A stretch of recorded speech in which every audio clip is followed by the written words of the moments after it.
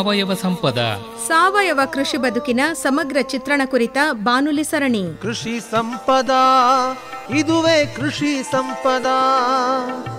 ಜಗದ ಹಸಿವನ್ನು ಮುಕ್ತಗೊಳಿಸುವ ಕೃಷಿ ಸಂಪದ.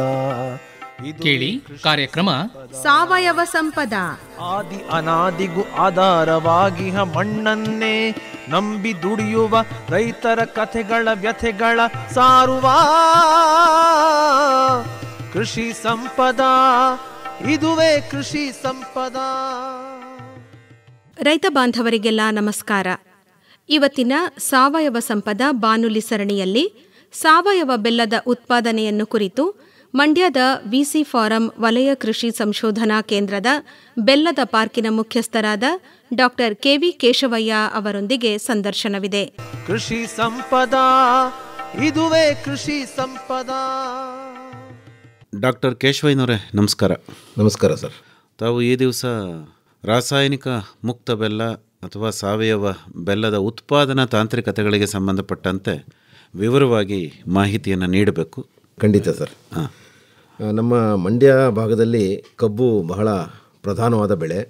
ಈ ಒಂದು ಬೆಳೆಯನ್ನು ಸುಮಾರು ನಮ್ಮ ಮಂಡ್ಯದಲ್ಲಿ ಸುಮಾರು 40,000 ಹೆಕ್ಟೇರ್ ಪ್ರದೇಶದಲ್ಲಿ ಸಾಮಾನ್ಯವಾಗಿ ನೀರು ಲಭ್ಯ ಇರತಕ್ಕಂಥ ಸನ್ನಿವೇಶದಲ್ಲಿ ಬೆಳೀತಾ ಇದ್ದೀವಿ.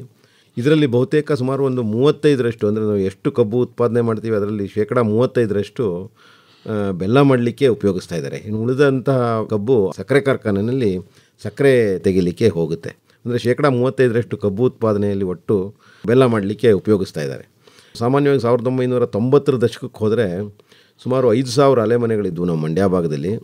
ಆದರೆ ಇತ್ತೀಚೆಗೆ ಅದು ಸುಮಾರು ನಮ್ಮ ಕೃಷಿ ಇಲಾಖೆ ಅಂಕಿ ಸಂಖ್ಯೆ ಪ್ರಕಾರ 700 ಅಲೆಮನೆಗಳಿಗೆ ಬಂದಿದೆ. ಅಂದರೆ 5,000ದಿಂದ 700ಕ್ಕೆ ಇದರ ಸಂಖ್ಯೆ ಇಳಿದಿದೆ. ಇದಕ್ಕೆ ಹಲವಾರು ಕಾರಣಗಳಿದ್ದಾವೆ. ಒಂದು ಸರಿಯಾದ ಒಂದು ನುರಿತ ಕಾರ್ಮಿಕರ ಲಭ್ಯತೆ ಇಲ್ಲದೇ ಇರುವಂಥದ್ದು ಒಂದು ಕಾರಣ. ಜೊತೆಗೆ ಈ ಬೆಲ್ಲಕ್ಕೆ ಬರ್ತಕ್ಕಂಥ ಈ ಧಾರಣೆಯಲ್ಲಿ ಆಗ್ತಕ್ಕಂಥ ಏರುಪೇರು ಮತ್ತು ಇನ್ನೂ ಹಲವಾರು ಕಾರಣಗಳು ಇದ್ದಾವೆ ಇದು ಸಂಖ್ಯೆ ಕಡಿಮೆ ಆಗಲಿಕ್ಕೆ. ಎಲ್ಲದಕ್ಕಿಂತ ಮುಖ್ಯವಾಗಿ ಈ ಒಂದು ಆಲೆಮನೆಗಳಲ್ಲಿ ಈ ಒಂದು ರಾಸಾಯನಿಕಗಳನ್ನು ಬಳಸಿ ಬೆಲ್ಲ ಮಾಡ್ತಾಯಿದ್ದಾರೆ.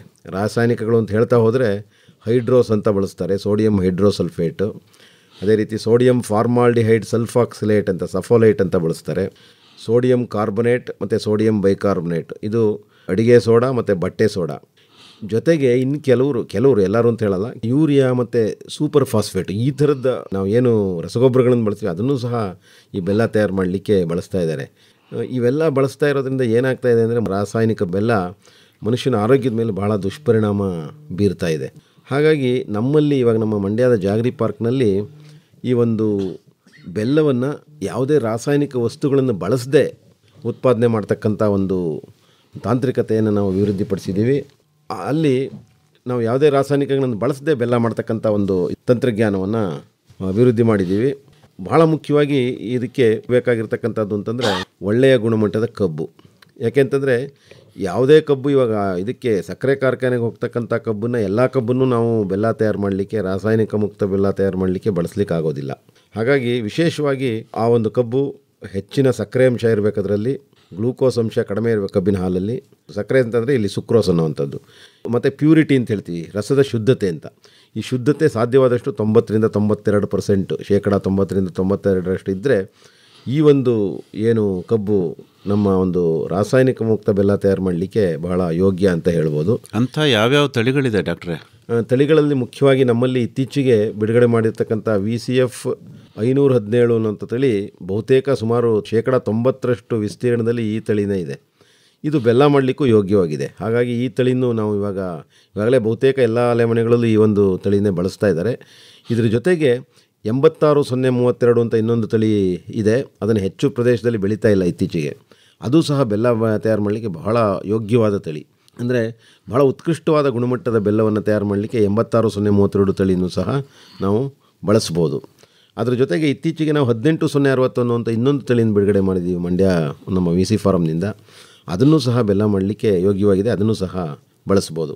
ಆದರೆ ಇಲ್ಲಿ ಮುಖ್ಯವಾಗಿ ಏನು ಅಂತಂದರೆ ಸರಿಯಾಗಿ ಮಾಗಿರ್ತಕ್ಕಂಥ ಕಬ್ಬನ್ನು ನಾವು ಬೆಲ್ಲ ತಯಾರು ಮಾಡಲಿಕ್ಕೆ ಬಳಸಬೇಕಾಗುತ್ತೆ. ಯಾಕೆಂತಂದರೆ ಎಳಸು ಕಬ್ಬಿನಲ್ಲಿ ಬೆಲ್ಲ ಮಾಡಬಾರ್ದು. ಅದೇ ರೀತಿ ತುಂಬ ಮಾಗಿದ ಕಬ್ಬು ಅಂತಂದರೆ ನಾವು 12ರಿಂದ 14 ತಿಂಗಳಲ್ಲಿ ಕಟಾವು ಮಾಡಬೇಕು ಅಂತ ಹೇಳ್ತೀವಿ ಮಧ್ಯಮಾವಧಿ ತಳಿಗಳನ್ನು. ನೀವು 16-17 ತಿಂಗಳಿಗೆ ಕಟಾವು ಮಾಡಿದ್ರೆ ಅದರಲ್ಲೂ ಸಹ ಬೆಲ್ಲ ಮಾಡಲಿಕ್ಕೆ ಬರಲ್ಲ. ಆ ಕಬ್ಬು ಜೊತೆಗೆ ನಮ್ಮ ಜೌಗು ಮತ್ತು ಕ್ಷಾರ ಭೂಮಿಯಿಂದ ಬಂದಂಥ ಕಬ್ಬು, ಈ ರೀತಿ ಗದ್ದೆಗಳಿಂದ ಬಂದಂಥ ಕಬ್ಬಲ್ಲಿ ನಮಗೆ ಒಳ್ಳೆಯ ಗುಣಮಟ್ಟದ ಬೆಲ್ಲವನ್ನು ನಿರೀಕ್ಷಣೆ ಮಾಡಲಿಕ್ಕೆ ಆಗೋದಿಲ್ಲ. ಆದ್ದರಿಂದ ಸರಿಯಾದ ಗುಣಮಟ್ಟದ ಕಬ್ಬು ಅಂತಂದರೆ ಅದು ಸರಿಯಾದ ಒಂದು ಅವಧಿನಲ್ಲಿ ಅದನ್ನು ಕಟಾವು ಮಾಡೋದು. ಕಟಾವು ಮಾಡಿದ ನಂತರ 24 ಗಂಟೆ ಒಳಗಡೆ ಅದನ್ನು ಬೆಲ್ಲ ಮಾಡೋದು, ಅದು ಬಹಳ ಮುಖ್ಯ. ನೀವು ಕಟಾವು ಮಾಡಿ 3-4 ದಿವಸ ಬಿಟ್ಟರೆ ಅದು ಆ ಒಂದು ಕಬ್ಬಿನ ಗುಣಮಟ್ಟ ಹಾಳಾಗುತ್ತೆ. ಏಕೆಂದರೆ ಇದರಲ್ಲಿರ್ತಕ್ಕಂಥ ಸಕ್ಕರೆ ಅಂಶ ಸುಕ್ರೋಸ್ ಅಂಶ ಗ್ಲೂಕೋಸ್ ಆಗಿ ಪರಿವರ್ತನೆ ಆಗಿ ಅದು ಬೆಲ್ಲ ಮಾಡಲಿಕ್ಕೆ ಯೋಗ್ಯ ಆಗಿರೋದಿಲ್ಲ. ಇದ್ರ ಜೊತೆಗೆ ಇನ್ನೊಂದು ಬಹಳ ಮುಖ್ಯವಾದ ಅಂಶ ಅಂದರೆ ನಮ್ಮ ಒಂದು ಮಂಡ್ಯ ಭಾಗದಲ್ಲಿ ಬೆಳೀತಕ್ಕಂಥ ಕಬ್ಬಿನಲ್ಲಿ ರೈತ ಬಾಂಧವರು ಏನು ಮಾಡ್ತಾರೆ ಅಂದರೆ ಯಥೇಚ್ಛವಾಗಿ ಸಾರ್ವಜನಿಕ ಗೊಬ್ಬರವನ್ನು ಹಾಕ್ತಾಯಿದ್ದಾರೆ. ಇದು ನಮಗೆ ಬೆಲ್ಲ ಮಾಡಲಿಕ್ಕೆ ಬಹಳ ಒಂದು ತೊಡಕು ಅಂತಲೇ ಹೇಳ್ಬೋದು. ಈ ಒಂದು ಕಬ್ಬು ಹೆಚ್ಚು ಪ್ರಮಾಣದಲ್ಲಿ ಸಾರಜನಕವನ್ನು ಬಳಸಿದಂತಹ ಕಬ್ಬು, ಜೊತೆಗೆ ತಡವಾಗಿ ಸಾರಜನಕ ಹಾಕಿದಂಥ ಕಬ್ಬು. ತಡವಾಗಿ ಅಂದರೆ ಏನು ಮಾಡ್ತಾರೆ, ಕೆಲವು ರೈತರು 8-9 ತಿಂಗಳಿನಲ್ಲೂ ಕಬ್ಬಿಗೆ ಯೂರಿಯಾ ಗೊಬ್ಬರವನ್ನು ಹಾಕ್ತಾಯಿರ್ತಾರೆ. ಈ ಒಂದು ಕಬ್ಬಲ್ಲಿ ನಮಗೆ ನಿರೀಕ್ಷಿತ ಗುಣಮಟ್ಟದ ಬೆಲ್ಲ ಬರೋದಿಲ್ಲ. ಜೊತೆಗೆ ಕೆಲವು ಸಂದರ್ಭದಲ್ಲಿ ಬೆಲ್ಲ ಗಟ್ಟಿನೇ ಆಗೋದಿಲ್ಲ ನಾವು ಬೆಲ್ಲ ತಯಾರು ಮಾಡೋಕ್ಕೆ ಹೋದಾಗ. ಅದರಿಂದ ಈ ಒಂದು ಸಾರಜನಕ, ರಂಜಕ, ಪೊಟ್ಯಾಷ್ ಈ ಒಂದು 3 ಗೊಬ್ಬರಗಳನ್ನು ಸಮತೋಲನವಾಗಿ ಬಳಸಿದಾಗ ಮಾತ್ರ ಆ ಒಂದು ಕಬ್ಬು ನಮಗೆ ಬೆಲ್ಲ ಮಾಡಲಿಕ್ಕೆ ಯೋಗ್ಯ ಅಂತ ಅನಿಸುತ್ತೆ. ಅಂದರೆ ಒಳ್ಳೆಯ ಗುಣಮಟ್ಟದ ಕಬ್ಬು ಅಂದರೆ ಎಲ್ಲ ಅಂಶಗಳನ್ನು ಒಳಗೊಂಡಿರುತ್ತೆ. ಆ ರೀತಿ ಒಳ್ಳೆಯ ಗುಣಮಟ್ಟದ ಕಬ್ಬನ್ನು ಮಾತ್ರ ನಾವು ರಾಸಾಯನಿಕ ಮುಕ್ತ ಬೆಲ್ಲ ತಯಾರು ಮಾಡಲಿಕ್ಕೆ. ರಾಸಾಯನಿಕ ವಸ್ತುಗಳನ್ನು ಹಾಕಿ ಬೆಲ್ಲ ತಯಾರು ಮಾಡುವಾಗ ರೈತರು ಆಲೆ ಮನೆಗಳಲ್ಲಿ ಯಾವುದೇ ಕಬ್ಬು ತೊಗೊಂಡ್ರು ಬೆಲ್ಲ ಮಾಡಿಬಿಡ್ತಾರೆ. ಆದರೆ ಇಲ್ಲಿ ವಿಶೇಷವಾಗಿ ರಾಸಾಯನಿಕ ಮುಕ್ತ ಬೆಲ್ಲ ಮಾಡಬೇಕು ಅಂತಂದರೆ ನೀವು ಸರಿಯಾದ ಒಂದು ಕಬ್ಬನ್ನು ಆರಿಸೋದು ಬಹಳ ಮುಖ್ಯ. ಇಲ್ಲಿ ಈ ರೀತಿ ಗುಣಮಟ್ಟದ ಕಬ್ಬನ್ನು ಆರಿಸಿದ ನಂತರ ಮೇಲ್ಭಾಗದ 3ನೇ ಒಂದು ಭಾಗವನ್ನು ನಾವು ತೆಗಿಬೇಕು ಅಂತಂದರೆ ತೊಂಡೆ ಭಾಗದಲ್ಲಿ ಹೆಚ್ಚಿನ ಪ್ರಮಾಣದಲ್ಲಿ ನೀರಿನಂಶ ಇರುತ್ತೆ. ಸಕ್ಕರೆ ಅಲ್ಲದೆ ಇರತಕ್ಕಂಥ ವಸ್ತುಗಳು ಆ ಒಂದು ಕಬ್ಬಿನ ಹಾಲಲ್ಲಿ ಜಾಸ್ತಿ ಇರುತ್ತೆ. ಈ ರೀತಿ ತೊಂಡೆ ಭಾಗವನ್ನು ತೆಗೆದೇ ನೀವು ಬೆಲ್ಲ ಮಾಡೋಕ್ಕೆ ಹೋದರೆ ಅಲ್ಲೂ ಸಹ ನಮಗೆ ಗುಣಮಟ್ಟದ ಬೆಲ್ಲವನ್ನು ನಿರೀಕ್ಷಣೆ ಮಾಡಲಿಕ್ಕೆ ಆಗೋಲ್ಲ. ಹಾಗಾಗಿ ಕಬ್ಬು ಕಟಾವಾದ ನಂತರ ಕಬ್ಬನ್ನು ಭೂಮಿ ಮಟ್ಟಕ್ಕೆ ಕಟಾವು ಮಾಡಬೇಕು. ಯಾಕೆಂತಂದರೆ ಕೊನೆಯ ಒಂದು ಗಿಣ್ಣಿನಲ್ಲಿ ನೀವೇನಾದರೂ ಅಲ್ಲೇ ಉಳಿಸಿದ್ರೆ ಗದ್ದೆನಲ್ಲಿ ಸುಮಾರು ಒಂದು 4 ಟನ್ನಷ್ಟು ಇಳುವರಿ ನಷ್ಟ ಆಗುತ್ತೆ, ಕಬ್ಬಿನ ಇಳುವರಿ. ಜೊತೆಗೆ ಅದರಲ್ಲಿ ವಿಶೇಷವಾಗಿ ಹೆಚ್ಚಿನ ಪ್ರಮಾಣದಲ್ಲಿ ಸಕ್ಕರೆ ಅಂಶ ಇರುತ್ತೆ ಕೆಳಗಿನ ಗಿಣ್ಣುಗಳಲ್ಲಿ. ಹಾಗಾಗಿ ಅದು ಸಕ್ಕರೆನೂ ನಷ್ಟ ಆಗುತ್ತೆ, ಕಬ್ಬಿನ ಒಂದು ಇಳುವರಿನೂ ನಷ್ಟ ಆಗುತ್ತೆ. ಆ ದೃಷ್ಟಿಯಿಂದ ಭೂಮಿ ಮಟ್ಟಕ್ಕೆ ಕಟಾವು ಮಾಡಬೇಕು. ಕಟಾವಾದ ನಂತರ 24 ಗಂಟೆ ಒಳಗಡೆ ಸಾಧ್ಯವಾದಷ್ಟು ನಾವು ಬೆಲ್ಲ ಮಾಡಲಿಕ್ಕೆ ಪ್ರಯತ್ನ ಮಾಡಬೇಕು. 24 ಗಂಟೆ ಒಳಗಡೆ ಬೆಲ್ಲ ಮಾಡಿದ್ರೆ ನಮಗೆ ಗುಣಮಟ್ಟದ ಬೆಲ್ಲವನ್ನು ನಿರೀಕ್ಷಣೆ ಮಾಡಲಿಕ್ಕೆ ಆಗುತ್ತೆ. ಆಮೇಲೆ ನಮ್ಮ ಈ ತಳಿಗಳನುಸಾರವಾಗಿ ಅವಧಿಗೆ ಸರಿಯಾಗಿ ಅದನ್ನು ಕಟಾವು ಮಾಡಬೇಕು. ಈ ರೀತಿ ಇದೆಲ್ಲ ಮುನ್ನೆಚ್ಚರಿಕೆ ಕ್ರಮ ಅನುಸರಿಸ್ಕೊಂಡು ನಂತರ ನಾವು ಆಲೆ ಮನೆಗಳಿಗೆ ಈ ಒಂದು ಕಬ್ಬನ್ನು ಬೆಲ್ಲ ಮಾಡಲಿಕ್ಕೆ ತರಬೇಕಾಗುತ್ತೆ. ತಂದ ನಂತರ ನಾನು ಮುಂಚೆನೇ ಹೇಳಿದಾಗೆ ನೀರು ಕಬ್ಬು ಅಥವಾ ದಸಿ ಕಬ್ಬು ಅಂತ ಹೇಳ್ತೀವಿ, ಮತ್ತು ತಡವಾಗಿ ಬಂದಿರತಕ್ಕಂಥ ತೆಂಡೆಗಳು ಅವನ್ನೆಲ್ಲ ತೆಗೆದು ಬೇರ್ಪಡಿಸಿ ಮೇಲಿನ 3ನೇ ಒಂದು ಭಾಗವನ್ನು ಬೇರ್ಪಡಿಸಿ ಶುದ್ಧವಾದ ಕಬ್ಬಿನಲ್ಲಿ ನಾವು ಕಬ್ಬಿನ ಹಾಲನ್ನು ತೆಗಿಬೇಕಾಗುತ್ತೆ. ಹಾಲನ್ನು ತೆಗೆಯುವಾಗ ನಾವು ಹೇಳ್ತೀವಿ 65% ಒಂದು ಕಬ್ಬಿನ ಹಾಲನ್ನು ಹಿಂಡಬೇಕು ಅಂತ. ಸಾಮಾನ್ಯವಾಗಿ ಏನಾಗುತ್ತೆ, ಬಹುತೇಕ ಅಲೆಮನೆಗಳಲ್ಲಿ ಇರತಕ್ಕಂಥ ಗಾಣಗಳಲ್ಲಿ ಸುಮಾರು 50-55% ಅಷ್ಟೇ ಎಕ್ಸ್ಟ್ರಾಕ್ಷನ್, ಅಂದರೆ ಅದು ಕಬ್ಬಿನ ಹಾಲನ್ನು ತೆಗೀಲಿಕ್ಕೆ ಇರತಕ್ಕಂಥ ಸಾಮರ್ಥ್ಯ ಆ ಒಂದು ಗಾಣಗಳಿಗೆ. ಹಾಗಾಗಿ ಒಂದು 5-10% ಈ ಸಿಪ್ಪೆನಲ್ಲಿ ಸಕ್ಕರೆ ಅಂಶ ಹೋಗ್ತಾಯಿದೆ, ನಷ್ಟ ಆಗ್ತಾಯಿದೆ. ಇದನ್ನು ತಪ್ಪಿಸ್ಬೇಕು ಅಂದರೆ ಸ್ವಲ್ಪ ಮಟ್ಟಿಗೆ ಇತ್ತೀಚೆಗೆ ಕೆಲವು ಡಬಲ್ ಮಿಲ್ ಅಂತ ಹೇಳ್ತೀವಿ, 2 ಮಿಲ್ ಇರ್ತಕ್ಕಂಥ ಗಾಣಗಳು ಇದ್ದಾವೆ. ಅದರಲ್ಲಿ ಸುಮಾರು 65% ಕಬ್ಬಿನ ಹಾಲನ್ನು ಬೇರ್ಪಡಿಸಲಿಕ್ಕೆ ಅವಕಾಶ ಇದೆ. ಈ ರೀತಿ ಮಾಡಿದಾಗ ನಮಗೆ ಸ್ವಲ್ಪ ಮಟ್ಟಿಗೆ ನಷ್ಟ ಕಡಿಮೆ ಆಗುತ್ತೆ ಅಂತ ಹೇಳ್ಬೋದು. ಹಾಗಾಗಿ ಒಳ್ಳೆಯ ಒಂದು ಗುಣಮಟ್ಟದ ಕಬ್ಬನ್ನು ತಂದು ಈ ರೀತಿ 65% ನಾವು ಹಾಲನ್ನು ತೆಗಿಬೇಕು. ನೀವು ಸಾಮಾನ್ಯವಾಗಿ ರೈತ ಬಾಂಧವರು ಕೇಳ್ಬೋದು, ಸಾಮಾನ್ಯವಾಗಿ ನಾವು 1 ಟನ್ ಕಬ್ಬನ್ನು ಅರೆದ್ರೆ ಅದರಲ್ಲಿರ್ತಕ್ಕಂಥ ಅಂಶ ನೋಡಿದ್ರೆ ಸುಮಾರು 75% ನೀರಿನ ಅಂಶ ಇರುತ್ತೆ. ಅಂದರೆ 75 ಅಂಶನೂ ತೆಗಿಬೋದಲ್ಲ. ಇವಾಗ ಸಕ್ಕರೆ ಕಾರ್ಖಾನೆಯಲ್ಲಿ ತೆಗಿತಾರೆ. ಅವ್ರು ಏನು ಮಾಡ್ತಾರೆ ಅಂದರೆ ಕಬ್ಬಿನ ಹಾಲಿಗೆ ನೀರನ್ನು ಸೇರಿಸಿ ಅದರಲ್ಲಿರ್ತಕ್ಕಂಥ ಪೂರ್ತಿ ಅಂಶವನ್ನು ತೆಗಿತಾರೆ. ಅಲ್ಲಿಗೂ ನಮಗೂ ನಮ್ಮ ಬೆಲ್ಲದ ಆಲೆ ಮನೆಗೂ ಸ್ವಲ್ಪ ವ್ಯತ್ಯಾಸ ಇದೆ. ಅಲ್ಲೇನು ಮಾಡ್ತಾರೆ ಅಂತಂದರೆ ಸಕ್ಕರೆ ಕಾರ್ಖಾನೆಯಲ್ಲಿ ಸುಕ್ರೋಸನ್ನೇ ವಿಶೇಷವಾಗಿ ಸಪ್ರೇಟಾಗಿ ಬೇರ್ಪಡಿಸೋದ್ರಿಂದ ಇನ್ನು ಉಳಿದ ಅಂಶಗಳೆಲ್ಲ ಬೇರೆ ಬೇರೆ ಉಪ ಉತ್ಪನ್ನಗಳಾಗಿ ಹೋಗುತ್ತೆ. ಹಾಗಾಗಿ ಅಲ್ಲಿ ಅವ್ರಿಗೆ ಸಮಸ್ಯೆ ಆಗಲ್ಲ. ಬರೀ ಸುಕ್ರೋಸನ್ನು ಮಾತ್ರ ಸೆಂಟ್ರಿಫ್ಯೂಗಲ್ ಶುಗರ್ ಅಂತೀವಿ ಅದನ್ನ, ಆ ಸೆಂಟ್ರಿಫ್ಯೂಸ್ ಪ್ರಕ್ರಿಯೆಯಲ್ಲಿ ಅದನ್ನು ಹೊರತೆಗೀತಾರೆ ಸುಕ್ರೋಸನ್ನು. ಅಲ್ಲಿ ಸಕ್ಕರೆ ಅಂತಂದರೆ ಸುಕ್ರೋಸೇನೆ. ಆದರೆ ಇಲ್ಲಿ ನಮಗೆ ಬೆಲ್ಲ ಮಾಡುವಾಗ ನಾವೇನು ಬೇರೆ ಏನೂ ಮಾಡೋದಿಲ್ಲ. ಕಬ್ಬಿನ ಹಾಲನ್ನು ಕುದಿಸ್ತೀವಿ, ಅದರಲ್ಲಿರ್ತಕ್ಕಂಥ ತೇವಾಂಶ ಮಾತ್ರ ತೆಗಿತೀವಿ. ಬೇರೆ ಎಲ್ಲ ಕಬ್ಬಿನ ಹಾಲಲ್ಲಿರ್ತಕ್ಕಂಥ ಎಲ್ಲ ಅಂಶಗಳು ಅದರಲ್ಲಿ ಅಡಕವಾಗಿರುತ್ತೆ. ಹಾಗಾಗಿ ನಾವು ಅದನ್ನು ಪೂರ್ತಿ ಪ್ರಮಾಣದಲ್ಲಿ ತೆಗೆದಾಗ ಏನಾಗುತ್ತೆ, ಕಬ್ಬಿನ ಗಿಣ್ಣಿನಲ್ಲಿರ್ತಕ್ಕಂಥ ಸಕ್ಕರೆ ಅಲ್ಲದೆ ಇರತಕ್ಕಂಥ ವಸ್ತುಗಳು ಈ ಒಂದು ಕಬ್ಬಿನ ಹಾಲಿಗೆ ಸೇರಿದಾಗ ಬೆಲ್ಲದ ಗುಣಮಟ್ಟ ಕೆಡುತ್ತೆ. ಹಾಗಾಗಿ ಪೂರ್ಣ ಪ್ರಮಾಣದಲ್ಲಿ ನಾವು ಹಾಲನ್ನು ತೆಗೀಲಿಕ್ಕೂ ಬರಲ್ಲ. 65% ತೆಗೆದ್ರೆ ಸಮರ್ಪಕವಾಗಿ ನಮಗೆ ಒಳ್ಳೆಯ ಗುಣಮಟ್ಟದ ಬೆಲ್ಲವನ್ನು ಪಡೀಲಿಕ್ಕೆ ಅವಕಾಶ ಆಗುತ್ತೆ. ಹೀಗೆ 65% ಹಾಲನ್ನು ತೆಗಿಲಿಕ್ಕೆ ಕಬ್ಬಿನ ಹಾಲನ್ನು ಬೇರ್ಪಡಿಸಲಿಕ್ಕೆ ವ್ಯವಸ್ಥೆ ಮಾಡ್ಕೋಬೇಕು. ಅದಾದ ನಂತರ ಸಾಮಾನ್ಯವಾಗಿ ಕಬ್ಬಿನ ಗದ್ದೆಯಿಂದ ಸಾಕಷ್ಟು ಕಲ್ಮಶಗಳು ಅದರ ಜೊತೆ ಬರುತ್ತೆ. ಕಬ್ಬಿನ ಜೊತೆ ತರಗಿರ್ಬೋದು, ಮಣ್ಣಿರ್ಬೋದು, ಮರಳು, ಬೇರು ಇವೆಲ್ಲನೂ ಬೇರ್ಪಡಿಸಲಿಕ್ಕೆ ಫಿಲ್ಟರ್ಗಳನ್ನು ಅಳವಡಿಸಬೇಕಾಗುತ್ತೆ. ಫಿಲ್ಟರ್ಗಳ ಸಹಾಯದಿಂದ ಇದನ್ನು ಫಿಸಿಕಲ್ ಫಿಲ್ಟ್ರೇಷನ್ ಅಂತ ಹೇಳ್ತೀವಿ. ಅಂದರೆ ಭೌತಿಕವಾಗಿ ನಾವು ಆ ಕಲ್ಮಶಗಳನ್ನು ಹೊರತೆಗಿಲಿಕ್ಕೆ ಈ ಮೆಶ್ ಫಿಲ್ಟರ್ಸ್ ಅಂತ ಬರ್ತವೆ, ಬೇರೆ ಬೇರೆ ಸೈಜ್ ಅಥವಾ ಗಾತ್ರದ ಫಿಲ್ಟರ್ಗಳು. ಅದರಲ್ಲಿ 2 ಹಂತದಲ್ಲಿ ಅದನ್ನು ಬೇರ್ಪಡಿಸ್ತೀವಿ. ಕಬ್ಬಿನ ಹಾಲನ್ನಲ್ಲಿರ್ತಕ್ಕಂಥ ಕಲ್ಮಶಗಳನ್ನು ಬೇರ್ಪಡಿಸಿದ ನಂತರ ಶುದ್ಧವಾದ ಹಾಲನ್ನು ನಾವು ಬೆಲ್ಲ ತಯಾರು ಮಾಡಲಿಕ್ಕೆ ನಮ್ಮ ಕೊಪ್ಪರಿಗೆಗಳಿಗೆ ಹಾಕ್ಕೋಬೇಕಾಗುತ್ತೆ. ಇನ್ನೊಂದು ಮುಖ್ಯವಾದ ಅಂಶ ಅಂತಂದರೆ ಬಹುತೇಕ ಆಲೆಮನೆಗಳಲ್ಲಿ ಈ ಒಂದು ಬೆಲ್ಲ ಮಾಡ್ತಕ್ಕಂಥ ಸಾಧನಗಳು, ಉಪಕರಣಗಳನ್ನು ಸಾಮಾನ್ಯವಾಗಿ ಕಬ್ಬಿಣದಲ್ಲಿ ಮಾಡಿರ್ತಾರೆ. ಈ ಕಬ್ಬಿಣದಲ್ಲಿ ಮಾಡಿದಾಗ ಏನಾಗುತ್ತೆ, ಈ ಒಂದು ಕಬ್ಬಿನ ಹಾಲನ್ನು ಕುದಿಸಿದಾಗ ಕಬ್ಬಿಣದ ಅಂಶ, ಮೆಟಲ್ ಐರನ್ ಅಂತ ಹೇಳ್ತೀವಿ, ಕಬ್ಬಿಣದ ಅಂಶ ಈ ಒಂದು ಇದಕ್ಕೆ ಬೆಲ್ಲಕ್ಕೆ ಸೇರ್ಕೊಳ್ಳೋ ಅಂಥ ಸನ್ನಿವೇಶ ಪರಿಸ್ಥಿತಿ ಇರುತ್ತೆ. ಆದ್ದರಿಂದ ಸಾಧ್ಯವಾದಷ್ಟು ಸ್ಟೈನ್ಲೆಸ್ ಸ್ಟೀಲ್, ನಾವು ಸಾಮಾನ್ಯವಾಗಿ ಫುಡ್ ಗ್ರೇಡ್ ಸ್ಟೈನ್ಲೆಸ್ ಸ್ಟೀಲ್ ಅಂತೀವಿ, SS 304 ಅಂತ, ಆ ಒಂದು ಸ್ಟೀಲ್ನಲ್ಲಿ ತಯಾರು ಮಾಡಿದಂಥ ಉಪಕರಣಗಳು ಅಥವಾ ಒಂದು ಕೊಪ್ಪರಿಗೆಗಳು ಇರ್ಬೋದು ಅಥವಾ ಬೇರೆ ಉಪಕರಣಗಳಿರ್ಬೋದು, ಅವನ್ನ ಮಾಡಿದಾಗ ಈ ಒಂದು ಸಾಧ್ಯತೆ ಕಡಿಮೆ ಇರುತ್ತೆ. ಅಂದರೆ ಕಬ್ಬಿಣದ ಅಂಶ ಸೇರ್ತಕ್ಕಂಥ ಸಾಧ್ಯತೆ ಕಡಿಮೆ ಇರುತ್ತೆ. ಜೊತೆಗೆ ಶುಚಿತ್ವ ಕಾಪಾಡ್ಕೊಳ್ಳಿಕ್ಕೂ ಬಹಳ ಅನುಕೂಲ ಆಗುತ್ತೆ. ಕಬ್ಬಿಣ ಸೇರಿದ್ರೆ ಒಳ್ಳೆಯದೇ ಅಲ್ವೇ ಕೇಶವಯ್ಯನವರೇ? ಇಲ್ಲ, ಕಬ್ಬಿಣ ಅಂತಂದರೆ ನೀವು ಆಹಾರ ಪದಾರ್ಥದಲ್ಲಿ ಇರ್ತಕ್ಕಂಥ ಕಬ್ಬಿಣನೇ ಬೇರೆ. ನೀವು ಕಬ್ಬಿಣ ಅಂತಂದರೆ ಏನು ಇದಿರುತ್ತೆ, ಏನು ಕಬ್ಬಿಣದ ಕೊಪ್ಪರಿಗೆ ಮತ್ತು ಅದರಲ್ಲಿ ನೇರವಾಗಿ ಕಬ್ಬಿಣ ಸೇರ್ತಕ್ಕಂಥದ್ದು. ಆ ಕಬ್ಬಿಣ ಹಾಗಾದ್ರೆ ನಾವು ಕಬ್ಬಿಣನೇ ತಿಂದ್ಬಿಡ್ಬೋದು ಅವಾಗ ಬೇಕಾರೆ, ಒಂದಿಷ್ಟು ಕಬ್ಬಿಣ ಬೇಕು ಅಂತಂದರೆ. ಆ ಥರ ಆಗಲ್ಲ. ಅದು ಆಹಾರ ಪದಾರ್ಥದಲ್ಲಿ ಇರ್ತಕ್ಕಂಥ ಕಬ್ಬಿಣದ ಅಂಶ ಅದರ ಒಂದು ಅಂಶನೇ ಬೇರೆ. ನೇರವಾಗಿ ಕೊಪ್ಪರಿಗೆಯಿಂದ ಅಥವಾ ಇನ್ನೊಂದು ಯಾವುದೋ ಪಾತ್ರೆಯಿಂದ ಈ ಒಂದು ಇದಕ್ಕೆ ಸೇರ್ಕೊಳ್ಳೋಂಥ ಇದು ಬೇರೆ. ಹಾಗಾಗಿ ಬೆಲ್ಲ ಬಹಳ ಉತ್ಕೃಷ್ಟವಾದ ಒಂದು ಕಬ್ಬಿಣದ ಆಕರ ಅಂತಲೇ ಹೇಳ್ಬೋದು. ಯಾಕೆಂದರೆ ಬಹಳ ಹೆಚ್ಚಿನ ಪ್ರಮಾಣದಲ್ಲಿ ಕಬ್ಬಿಣದಂಶ ಇದೆ ಬೆಲ್ಲದಲ್ಲಿ. ಸುಮಾರು 11 ಮಿಲಿಗ್ರಾಮ್ 100 ಗ್ರಾಮ್ ನೀವು ಬೆಲ್ಲ ಸೇವಿಸಿದ್ರೆ ಒಬ್ಬ ಸಾಮಾನ್ಯವಾಗಿ ಒಂದು ಸಣ್ಣ ಮಕ್ಕಳಿಗೆ ಹೇಳ್ತೀವಿ, ಬಹುತೇಕ ಅವರ ಒಂದು ಕಬ್ಬಿಣದ ಒಂದು ಅವಶ್ಯಕತೆ ಪೂರೈಸಲಿಕ್ಕೆ 100 ಗ್ರಾಮ್ ಬೆಲ್ಲ ತಿಂದರೆ ಸಾಕು ಒಂದು ದಿವಸದಲ್ಲಿ. ಅವರು ಬೇರೆ ಬೇರೆ ರೂಪದಲ್ಲಿ, ಬರೀ ತಿನ್ನೋದು ಅಂತಂದರೆ ಸ್ವೀಟ್ಸ್ ರೂಪದಲ್ಲಿ ಇರ್ಬೋದು, ಅಥವಾ ಸಾಂಬಾರ್ಗೆ ಹಾಕ್ತೀವಿ ನಾವು ಬೆಲ್ಲನ, ಅಥವಾ ಇನ್ಯಾವುದೋ ರೂಪದಲ್ಲಿ 100 ಗ್ರಾಮ್ ಉಪಯೋಗಿಸಿದ್ರೆ ಅವ್ರಿಗೆ ಅವಶ್ಯಕತೆ ಇರತಕ್ಕಂಥ ಕಬ್ಬಿಣದ ಅಂಶ ಅವರಿಗೆ ಪೂರೈಕೆ ಆಗುತ್ತೆ. ಸಾಮಾನ್ಯವಾಗಿ ನಾವು ಹೇಳ್ತೀವಿ 26 ಮಿಲಿಗ್ರಾಮು ಒಬ್ಬ ವಯಸ್ಕರಿಗೆ ಕಬ್ಬಿಣದ ಅಂಶ ಬೇಕಾಗುತ್ತೆ ಅಂತ ಪ್ರತಿ ದಿವಸ. ಬಹುತೇಕ ಇದರಲ್ಲಿ ಅರ್ಧ ಭಾಗ, ಒಂದು 50% ಕಬ್ಬಿಣವನ್ನು ನಾವು 100 ಗ್ರಾಮ್ ಬೆಲ್ಲ ಉಪಯೋಗಿಸಿದಾಗ ಸಿಗುತ್ತೆ ನಮಗೆ. ಹಾಗಾಗಿ ಇಲ್ಲಿ ಕೊಪ್ಪರಿಗೆಗಳನ್ನು ಸ್ಟೀಲ್ನಲ್ಲಿ ಮಾಡಿದಾಗ ನಮಗೆ ಆ ಒಂದು ಸಮಸ್ಯೆ ನಿವಾರಣೆ ಆಗುತ್ತೆ. ಯಾಕೆಂದರೆ ಕಬ್ಬಿನ ಹಾಲಿಗೆ ಒಂದು ಕರೋಸಿವ್ ಆ್ಯಕ್ಷನ್ ಅಂತ ಹೇಳ್ತೀವಿ, ಭಾಳಷ್ಟು ಅದು ಕಬ್ಬಿಣದ ಜೊತೆಗೆ ತೊಗೊಂಡು ಬರ್ತಕ್ಕಂಥ ಒಂದು ಶಕ್ತಿ ಇದೆ ಅದಕ್ಕೆ ಹಾಲನ್ನು ಕುದಿಸಿದಾಗ. ಆ ದೃಷ್ಟಿಯಿಂದ ಕೊಪ್ಪರಿಗೆಗಳನ್ನು ಮತ್ತು ಬೇರೆ ಬೇರೆ ಪಾತ್ರೆಗಳನ್ನು, ನೀವು ಬೆಲ್ಲ ಮಾಡ್ತಕ್ಕಂಥ ಬೇರೆ ಬೇರೆ ಉಪಕರಣಗಳನ್ನು ಸ್ಟೈನ್ಲೆಸ್ ಸ್ಟೀಲ್ ಮಾಡಿದ್ರೆ ಸಾಧ್ಯವಾದಷ್ಟು ಒಳ್ಳೆಯದು. ಒಂದು ಶುಚಿತ್ವ, ಇನ್ನೊಂದು ಕ್ಲೀನ್ ಮಾಡೋಕ್ಕೂ ಸುಲಭ. ಅದನ್ನು ತೊಳಿಲಿಕ್ಕೆ ಮಾಡಲಿಕ್ಕೆ ಭಾಳ ಸುಲಭ ಆಗುತ್ತೆ. ಯಾಕೆಂತಂದರೆ ನೀವು ಹಳೇ ಬೆಲ್ಲದ್ದು ಇದು ಹೊಸ ಇದಕ್ಕೆ ಸೇರಿಕೊಂಡಾಗ ಕಂಟ್ಯಾಮಿನೇಷನ್ ಅಂತೀವಿ, ಅದು ಬೆರಕೆ ಆಗುವಂಥ ಸಾಧ್ಯತೆ ಇರುತ್ತೆ, ಸೂಕ್ಷ್ಮಾಣುಜೀವಿಗಳು ಸೇರ್ಕೊಳ್ಳುವಂಥ ಚಾನ್ಸ್ ಇರುತ್ತೆ. ಹಾಗಾಗಿ ಸ್ಟೈನ್ಲೆಸ್ ಸ್ಟೀಲ್ನಲ್ಲಿ SS 304 ಅಂತ ಹೇಳ್ತೀವಿ, ಈ ಒಂದು ಇದರಲ್ಲಿ ಉಪಕರಣಗಳನ್ನು ಮಾಡಿ ನಮ್ಮ ಒಂದು ಜಾಗರಿ ಪಾರ್ಕ್ನಲ್ಲಿ ಬಹುತೇಕ ಎಲ್ಲ ಉಪಕರಣಗಳನ್ನು ಈ ಒಂದು ಸ್ಟೀಲ್ನಲ್ಲೇ ಸಹ ನಾವು ಮಾಡಿದ್ದೀವಿ. ಮಾಡಿದಾಗ ನಿಮಗೆ ಈ ಒಂದು ಸಮಸ್ಯೆ ನಿವಾರಣೆ ಆಗುತ್ತೆ. ಈ ಹಾಲನ್ನು ಕುದಿಸ್ಲಿಕ್ಕೆ ಪ್ರಾರಂಭ ಮಾಡಿದಾಗ ಅದರಲ್ಲಿ 2 ಥರದ ಕಲ್ಮಶಗಳಿರುತ್ತೆ. ಒಂದು ಭೌತಿಕವಾದ ಕಲ್ಮಶಗಳು ಅಂತ ಹೇಳಿದೆ, ಇನ್ನೊಂದು ಖಲೀಲಗಳು ಅಂತ ಹೇಳ್ತೀವಿ, ಕೊಲಾಯ್ಡಲ್ ಇಂಪ್ಯೂರಿಟೀಸ್ ಅಂತ.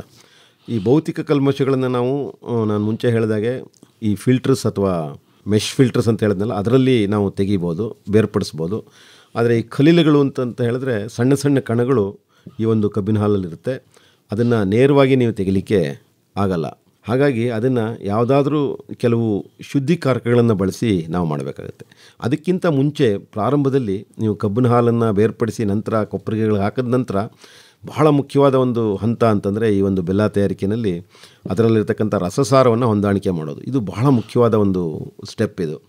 ಯಾಕೆಂತಂದರೆ ಕಬ್ಬಿನ ಹಾಲಿನ ರಸಸಾರ ನಮ್ಮ ಭಾಗದಲ್ಲಿ ಸಾಮಾನ್ಯವಾಗಿ ಇದನ್ನು ಆಮ್ಲೀಯ ರಸಸಾರ ಅಂತ ಹೇಳ್ತೀವಿ. 4.8ರಿಂದ 5.2ರಷ್ಟು ರಸಸಾರ ಇರುತ್ತೆ ಇದು ಕಬ್ಬಿನ ಹಾಲನ್ನು ಬೇರ್ಪಡಿಸಿದಾಗ. ನಾವು ಇದನ್ನು ಅಸಿಡಿಕ್ pH ಅಥವಾ ಆಮ್ಲೀಯ ರಸಸಾರ ಅಂತ ಹೇಳ್ಬೋದು. ಇದನ್ನು ನಾವು 6.4ರಿಂದ 6.6ಕ್ಕೆ ಹೊಂದಾಣಿಕೆ ಮಾಡ್ಕೋಬೇಕು. ಯಾಕೆಂತಂದರೆ 6.4ರಿಂದ 6.6 ಬೆಲ್ಲ ತಯಾರಿಕೆಗೆ ಬಹಳ ಸೂಕ್ತವಾದ ಒಂದು ರಸಸಾರ. ಈ 6.4ರಿಂದ 6.6ಕ್ಕೆ ಹೊಂದಾಣಿಕೆ ಮಾಡ್ಕೋಬೇಕಾದ್ರೆ ನಾವು ಸುಣ್ಣವನ್ನು ಹಾಕಬೇಕಾಗುತ್ತೆ. ಸುಣ್ಣದಲ್ಲಿ 3 ಬಗೆಯ ಸುಣ್ಣ ಇದೆ. ಒಂದು ಕ್ಯಾಲ್ಶಿಯಂ ಹೈಡ್ರಾಕ್ಸೈಡ್ ಅಂತ ಹೇಳ್ತೀವಿ, ಹೈಡ್ರೇಟೆಡ್ ಲೈಮ್ ಅಂತ. ಇನ್ನೊಂದು ಕ್ಯಾಲ್ಶಿಯಂ ಆಕ್ಸೈಡ್ ಅಂದರೆ ಸುಟ್ಟು ಸುಣ್ಣ ಅಂತ ಹೇಳ್ತೀವಲ್ಲ ಅದು. ಇನ್ನೊಂದು ಅಗ್ರಿಕಲ್ಚರ್ ಲೈಮ್ ಅಂತ ಕ್ಯಾಲ್ಶಿಯಂ ಕಾರ್ಬನೇಟ್ ಅಂತ. ಈ 3ರಲ್ಲಿ ಯಾವುದಾದ್ರೂ ಬಳಸ್ಬೋದು. ನಾವು ಸಾಮಾನ್ಯವಾಗಿ ಕ್ಯಾಲ್ಶಿಯಂ ಹೈಡ್ರಾಕ್ಸೈಡನ್ನು ಬಹುತೇಕ ಬಳಸ್ತಾ ಇದ್ದೀವಿ. ಯಾಕೆಂತಂದರೆ ಭಾಳ ಸುಲಭವಾಗಿ ಅದರಲ್ಲಿ ರಸಸಾರ ಹೊಂದಾಣಿಕೆ ಮಾಡ್ಕೊಳ್ಳಿಕ್ಕೆ ಸುಲಭ ಆಗುತ್ತೆ. ಪುಡಿ ರೂಪದಲ್ಲಿರುತ್ತೆ, ಭಾಳ ಸುಲಭವಾಗಿ ಅದನ್ನು ಕರಗಿಸೋದಕ್ಕೆ ಸುಲಭ ಆಗುತ್ತೆ. ಅದರಿಂದ ಈ ಕ್ಯಾಲ್ಶಿಯಂ ಹೈಡ್ರಾಕ್ಸೈಡನ್ನು ಎಷ್ಟು ಹಾಕಬೇಕು ಅನ್ನೋದು ನಮಗೆ ಈ ಒಂದು ರಸಸಾರ ಎಷ್ಟಿದೆ ಅನ್ನೋದ್ರ ಮೇಲೆ ಅದು ನಿರ್ಧಾರ ಆಗುತ್ತೆ. ಏಕೆಂದರೆ ರಸಸಾರ ನಿಮಗೆ 6.4ರಿಂದ 6 ಅಂದರೆ 6 ಕಡೆಗಿದ್ದರೆ ಸುಣ್ಣ ಕಡಿಮೆ ತೊಗೊಳುತ್ತೆ. ಆಮ್ಲೀಯ ರಸಸಾರ ಜಾಸ್ತಿ ಆಮ್ಲೀಯತೆ ಇದ್ದರೆ ಸುಣ್ಣ ಜಾಸ್ತಿ ತೊಗೊಳುತ್ತೆ. ಸಾಮಾನ್ಯವಾಗಿ 350ರಿಂದ 400 ಗ್ರಾಮ್ನ 1000 ಲೀಟ್ರ್ ಹಾಲಿಗೆ ನಾವು ಹಾಕಬೇಕಾಗುತ್ತೆ. ಆ ಒಂದು ರೇಂಜಲ್ಲಿ 350ರಿಂದ 400 ಗ್ರಾಮು 1000 ಲೀಟ್ರಿಗೆ ಹಾಕಬೇಕಾಗುತ್ತೆ. ಪರೀಕ್ಷೆ ಮಾಡ್ಕೊತೀನಿ ಅಂದರೆ ಹೇಗೆ ಮಾಡ್ಕೋಬೇಕು? ಪರೀಕ್ಷೆ ಮಾಡ್ಕೋಬೇಕಾದ್ರೆ ಬಹಳ ಮುಖ್ಯವಾಗಿ ರೈತರು ಸಾಮಾನ್ಯವಾಗಿ ಅವ್ರ ಹತ್ರ ಏನು pH ಮೀಟ್ರ್ ಇರಲ್ಲ. ಹಾಗಾಗಿ ಅವರು ಏನು ಮಾಡ್ಬೋದು ಅಂತಂದರೆ ಈ pH ಪೇಪರ್ ಅಂತ ಸಿಗುತ್ತೆ. ಈ pH ಪೇಪರ್ನಲ್ಲಿ 4.5ರಿಂದ 8ಕ್ಕೆ ಇರ್ತಕ್ಕಂಥ pH ಪೇಪರ್ ತೊಗೋಬೇಕು. ಅದರಲ್ಲಿ ಬೇರೆ ಬೇರೆ ಥರದ pH ಪೇಪರ್ ಬರುತ್ತೆ. 4.5ರಿಂದ 8 ಇರ್ತಕ್ಕಂಥ pH ಪೇಪರ್ ತೊಗೊಂಡು ನೀವು 6.5ಕ್ಕೆ ಅದನ್ನು ಸುಣ್ಣವನ್ನು ಹಾಕಿ ಅದನ್ನು ಆ ಒಂದು ಕಲರ್ನ ಮ್ಯಾಚ್ ಮಾಡಬೇಕು. ಬಣ್ಣವನ್ನು ಆ ಪೇಪರಲ್ಲಿ ಕೊಟ್ಟಿರ್ತಾರೆ, ಅದನ್ನು ಮ್ಯಾಚ್ ಮಾಡಿಕೊಂಡು 6.5ಕ್ಕೆ ಕರೆಕ್ಟಾಗಿ ನಿಲ್ಲಿಸ್ಕೊಂಡು ನಾವು ಕಬ್ಬಿನ ಹಾಲನ್ನು ಕುದಿಸ್ಲಿಕ್ಕೆ ಪ್ರಾರಂಭ ಮಾಡಬೇಕಾಗುತ್ತೆ. ಕುದಿಸೋಕ್ಕಿಂತ ಮುಂಚೆನೇ ಮಾಡ್ಕೋಬೇಕು.